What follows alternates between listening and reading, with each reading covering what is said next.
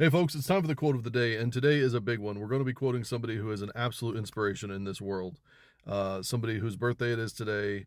He died in 1993, but he is absolutely one of the most important voices in America, in my opinion, and that is Justice Thurgood Marshall, the first black man to ever sit on the Supreme Court. And so much more, so much more. But we're also going to be, and this isn't like an honorable mention situation, but I want to make sure that people know that today is also Medgar Evers' birthday.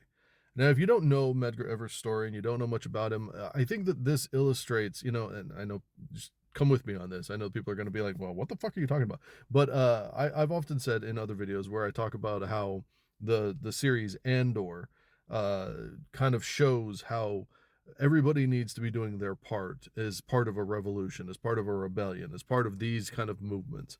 And I think that in a way, Thurgood Marshall and Medgar Evers really do show exactly that.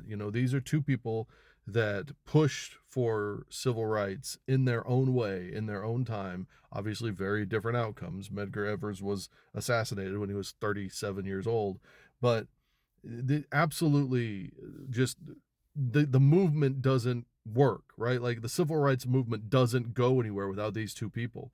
And I know that a lot of people think of civil rights and they automatically think of MLK, but there's so many more names and stories and people that had massive, profound impact on that movement, and each of them went about it in their own way and did their own things. The one uniting thing outside of the fact of the movement is that they both had to deal with horrifying, absolutely disgusting, blatant, racist attempts on their life. And obviously, with Medgar Evers, spoilers, uh, assassination, right? At the hands of somebody from the KKK. Like, this is something that we know. This is not me being hyperbolic. Racism is real.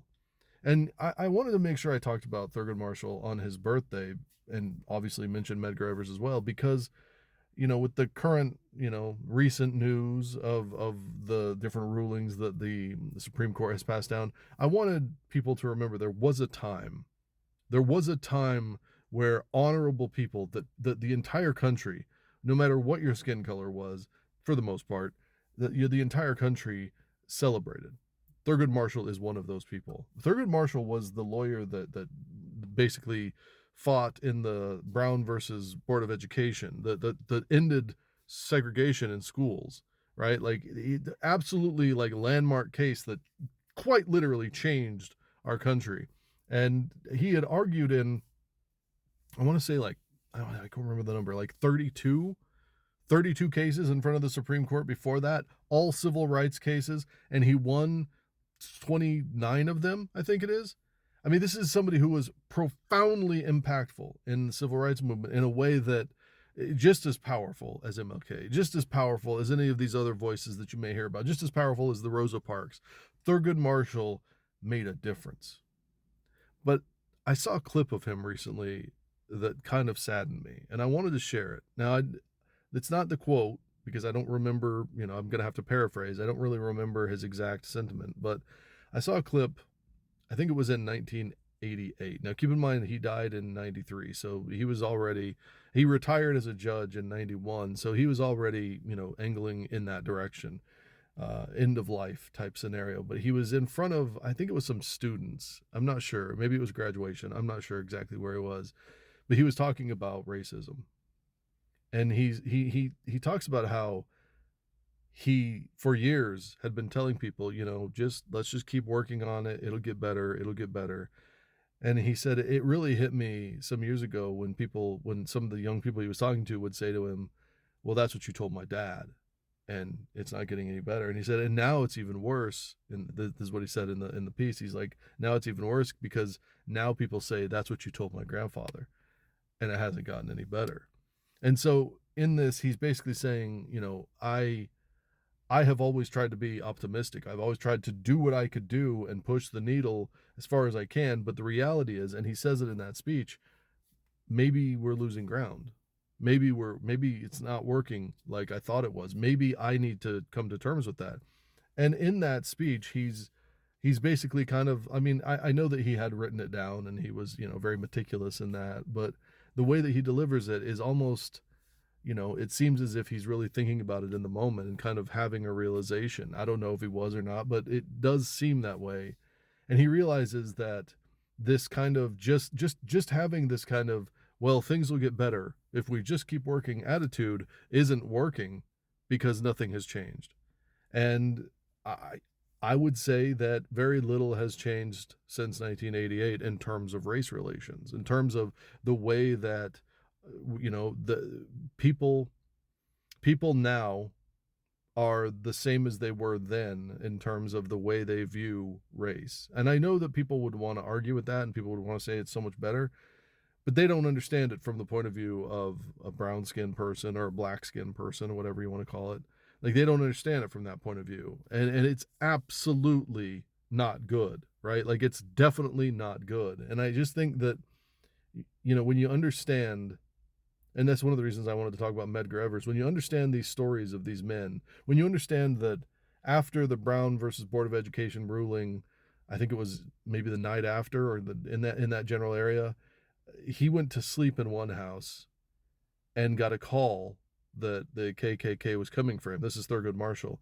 Got a call that the KKK was coming for him and literally had to move twice in the course of one night, different houses. The FBI was escorting him to get him to safety. That's an important thing to understand. Like this wasn't something that was just taken and nobody fought back.